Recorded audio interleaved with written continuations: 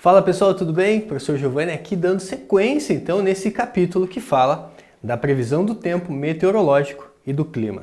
Convido você então a seguir aqui comigo entendendo quais são as variáveis aí que estão relacionadas aí ao tempo meteorológico. Então, variáveis meteorológicas e os instrumentos de mensuração. Lembra que na aula passada nós já falamos da primeira variável, já falamos da temperatura. A segunda variável é a pressão atmosférica. Com relação à pressão atmosférica, você deve imaginar o seguinte: nós temos a atmosfera terrestre, que é composta por vários gases. Então, diferentes gases, com massas também diferentes. O que acontece? Esses gases, eles exercem ali uma força em forma de peso. Essa força em forma de peso é o que nós chamamos de pressão atmosférica. Professor, não entendi ainda. Então, convido você a interpretar essa imagem aqui comigo. Então veja, temos aqui uma menina, uma moça, em cima de uma região com altitude maior. E aqui vamos supor que ela está ali próxima, do nível do mar. O que acontece? A menina que está numa altitude maior, ela tem uma quantidade menor ali de coluna de ar em cima dela. Em relação à pessoa que está lá a nível do mar, tem ali uma quantidade, uma coluna de ar maior. Então, quando a gente fala assim, esses gases da atmosfera exercem em forma de força-peso, chamamos de pressão atmosférica. Quanto maior a quantidade de gases, então, maior essa força-peso, maior a pressão atmosférica. Um outro ponto importante, observe que aqui você tem moléculas de ar em altas altitudes e aqui você tem moléculas de ar em baixas altitudes. O que acontece? Moléculas de ar em baixas altitudes, essas moléculas estão mais juntinhas, enquanto que moléculas de ar em altas altitudes, a gente chama esse ar de ar rarefeito, quando as moléculas elas estão mais espalhadas. Muito importante isso para que a gente vá entendendo aqui a dinâmica dessas variáveis meteorológicas. Seguindo ainda com relação à pressão atmosférica, observe aqui o seguinte, nós temos duas imagens aqui, uma imagem azul, a imagem vermelha. O que você observa aqui nessa imagem azul? Você observa ali as partículas mais juntinhas. Como as partículas estão mais juntinhas, aqui a gente tem uma situação de baixa temperatura. Não tem como você errar. Quando está frio, você não tem a vontade de ficar mais juntinho, mais perto, para que um possa aquecer o outro. Algo parecido acontece aqui com as moléculas de ar. Quando está frio, baixa temperatura, a gente tem uma alta pressão. E a gente diz que tem ali o quê? Um aumento da densidade. Então, fica mais denso, porque as moléculas ficam mais juntinhas. Quando você tem uma alta temperatura, isso diminui ali a densidade, Temos o quê? As moléculas ficam mais espalhadas e a gente tem então uma baixa pressão. Então, para que você anote, importante, quando você tem uma situação de baixa temperatura, temos moléculas mais juntas, alta pressão. Quando temos altas temperaturas, moléculas mais afastadas, temos baixa pressão. E aí, o equipamento que mede a pressão atmosférica é chamado de barômetro. Então, pontos importantes em relação à pressão atmosférica. Relacionado ainda a essa variável, nós podemos relacionar a pressão atmosférica com a nossa respiração. Então veja, aqui nós temos movimento de inspiração. O que é inspiração? Quando você, por exemplo, cheira uma flor, Quando você enche os pulmões de ar, a gente chama de inspiração. Quando você cheira uma florzinha, por exemplo, você está inspirando, enchendo os pulmões de ar. E existe um músculo, que é chamado de diafragma, que eu marquei ele aqui em amarelo. O que acontece com o diafragma quando você vai inspirar? O diafragma, esse músculo que fica mais ou menos nessa região aqui, ele abaixa. A gente diz que o diafragma contrai. E aqui, o que acontece? Quando o diafragma contrai, aumenta aqui o quê? Aumenta o volume. Se aumenta o volume, diminui a pressão. Se diminui a pressão interna, a pressão atmosférica ela tem força suficiente para auxiliar ali esse processo de inspiração. Então você consegue mandar esse ar para dentro dos seus pulmões. E agora, Em relação então ao que acontece no diafragma na inspiração acontece contração do diafragma, a gente diz que ele abaixa, ele contrai, né? Ele abaixa, e dos músculos intercostais, consequência, as costelas levantam. E aí nós temos a expiração, quando você assopra uma vela, por exemplo. Quando você assopra a velinha, você tem lá a expiração. Na expiração, o que acontece? O diafragma, nesse momento, ele sobe. Quando o diafragma sobe, a gente diz que ele relaxa. Ao subir, o que acontece com o volume? Diminui. Se diminui o volume, aumenta a pressão. E aí você consegue jogar esse ar para fora. Então, na expiração, o que vai acontecer com o diafragma, né? Ele sobe, a gente diz que ele relaxa. Então ele sobe, os músculos intercostais vai ter ali também o relaxamento e nesse momento as costelas descem. Então veja que nós relacionamos uma variável meteorológica também com a nossa respiração. E aí nós podemos também relacionar com a questão de adaptação aí dos seres vivos. Quando a gente fala de uma ampla, né, a questão de um animal que consegue sobreviver com uma ampla pressão, a gente chama ele de euríbaro. Euri quer dizer amplo, baro está associado à pressão. Lembra, o aparelho que mede pressão é barômetro. Então, euríbaro. O que é euríbaro, professor? Euríbaro é um animal que ele suporta aí diferentes pressões. Uma ave de rapina, por exemplo, ela oscila muito a sua altitude. Então ela tolera diferentes pressões. Tem uma amplitude de tolerância muito considerável, muito grande. Ainda pensando aqui, né, em relação a ser euríbaro, nós temos outras aves, né? Também temos aqui o linguado. Linguado, ele é um peixe que vive, né, no substrato ali. E aí a pressão que ele tolera vai ser basicamente uma única pressão. Ah, professor, mas ele está tolerando uma pressão muito alta porque ele está lá no substrato. Beleza, está tolerando uma pressão muito alta, mas ele só tolera esse tipo de pressão. Ele não fica variando a sua localização. Por conta disso, ele não tolera um limite, uma amplitude relacionada à pressão considerável. Ele é limitado.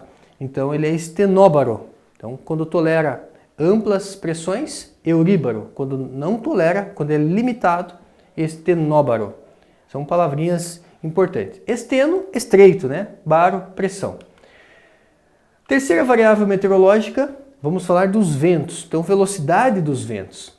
Então, o movimento de ar entre diferentes pressões.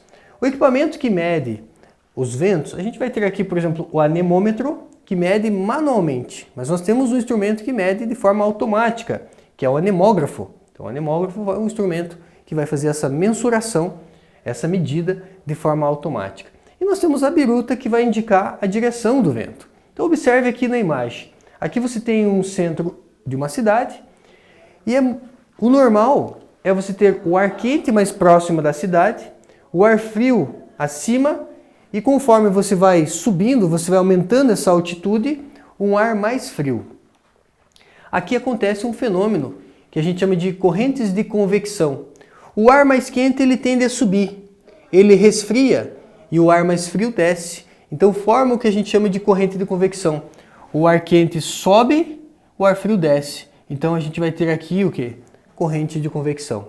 O ar frio desce porque ele é mais denso, o ar quente sobe porque ele é menos denso. Lembra dessa relação? O ar quente menos denso sobe, o ar frio mais denso tende a descer. Isso é interessante porque ajuda a dispersar os poluentes aqui das cidades, né? Então, pelo fato do ar quente subir, ele leva os poluentes embora. O que nós podemos relacionar aqui agora como outra variável meteorológica? A umidade relativa do ar. Chegamos então na umidade relativa do ar. Só que quando a gente fala de umidade, tem a umidade absoluta e a umidade relativa. Então é importante que você entenda a diferença dessas duas. A umidade absoluta é a quantidade de vapor presente na atmosfera. Então, se a gente for avaliar a quantidade de vapor presente na atmosfera, falamos de umidade absoluta. Agora, eu tenho a umidade relativa do ar. Olha só como que você vai entender de maneira bem tranquila. Eu trouxe aqui um exemplo ainda. A umidade relativa, nós relacionamos aqui a umidade absoluta a quantidade de vapor que tem na atmosfera com a possibilidade de chuva. Então, ao limite de vapor que a atmosfera suporta antes de chover. Então, assim, para que você não entenda que é algo complicado, não é. Umidade absoluta, a quantidade de vapor que tem na atmosfera. Umidade relativa, ela vai relacionar essa quantidade de vapor com a possibilidade de chuva. Então, olha esse exemplo aqui, ó. Quando você escuta, né, quando nós ouvimos falar na previsão do tempo que a umidade está em 30%. Então vamos supor que você está assistindo aí o noticiário e falou lá que a umidade relativa do ar está em 30%. O que isso significa? Isso significa que faltam 70% para uma saturação e para começar a chover. Então, isso, né, é importante você entender o que é uma umidade relativa para que você possa entender aí um noticiário, para que você possa entender uma notícia relacionada aí a uma variável meteorológica.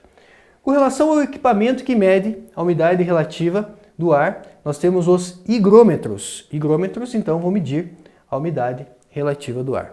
Nós temos ainda como variável meteorológica a precipitação pluviométrica. Com relação à precipitação pluviométrica, nós temos aqui o volume de chuvas, em relação ao volume de chuvas em determinado período de tempo. E essa chuva pode estar relacionada não só à chuva líquida, mas pode ser ali associado a uma neve, por exemplo, a um granizo. Então nós temos aqui volume de chuvas em determinado período de tempo. É uma variável importante, a precipitação pluviométrica. E aí nós temos os equipamentos relacionados aqui, vai ser o pluviômetro. Em relação à adaptação de seres vivos relacionados a essas variáveis, né, a precipitação, nós temos seres vivos que vão se adaptar bem, por exemplo, a um ambiente mais úmido, a um ambiente alagado, como por exemplo você vê aqui o bioma Pantanal. No Pantanal você tem ali o período das cheias em que formam esses alagados aqui, é muito comum, né? De outubro a março ali o período das cheias. E nesse momento você tem aqui então o quê? Espécies bem adaptadas, tanto espécies de plantas como espécies animais bem adaptadas a esse alagamento constante aí, né? Em determinado período. Então, são espécies que toleram bem momentos de alagamento e momentos de não alagamento, porque tem o período da seca do Pantanal. O período da seca não quer dizer que falta água, os lagos são permanentes, mas as espécies então estão bem adaptadas a esse momento de alagamento e um período que não tem o alagamento. Então, uma amplitude relacionada à água. Então, EURI é amplo, hídrico relacionado à água. Então, uma amplitude aí considerável em relação à variável hídrica. Com relação ainda à água, a gente pode avaliar, por exemplo, esse caracol. Ele tolera um ambiente úmido. Se ele tolera um ambiente úmido, ele tem limitação. Ele é esteno hídrico. Esteno quer dizer estreito. Então não tolera uma amplitude hídrica considerável. É um ambiente úmido simplesmente. Aqui você tem plantas, né? Plantas aí, Vitória regia, por exemplo, é uma planta aquática. A gente classifica ali como higrófita. É uma planta que ela também não tolera um ambiente seco. É uma planta aquática. Então ela só tolera um ambiente limitado. Então, esteno hídrico. Então tolera um ambiente limitado em relação à água. Podemos ainda relacionar o cacto. O cacto está relacionado a quê? A um ambiente mais seco, mas tolera muito bem o ambiente seco. Então também esteno hídrico. O limite, temos aí esteno hídrico, uma planta xerófita. Professor, o que é uma planta xerófita? Fita está associado à planta vegetal, uma planta adaptada a situações extremas, como um semiárido, um deserto, por exemplo. E para a gente finalizar, vamos entender o que significa a estação meteorológica. Veja que até aqui nós falamos de variáveis meteorológicas, falamos de velocidade dos ventos, precipitação pluviométrica, falamos de umidade relativa do ar, temperatura. Tudo isso vai ser medido por uma estação meteorológica. Então a estação ela é muito equipada, inclusive com satélites, como você vê aqui na imagem. Então uma estação meteorológica é um local onde são recolhidos dados para análise de tempo meteorológico. Encontram-se equipadas com instrumentos, vários instrumentos que nós vimos aqui ao longo dessa aula, ou sensores eletrônicos, que vão medir, que vão registrar variáveis meteorológicas e climáticas.